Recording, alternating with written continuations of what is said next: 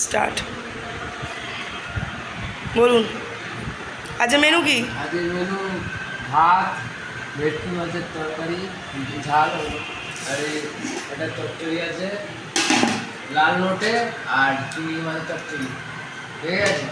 আর এদিকে উচ্ছে ভাজা। সব খেতে বসেছে। মেনু খুব সুন্দর মেনু হয়েছে। ফার্স্ট ডে খেতে বসেছে আর কি।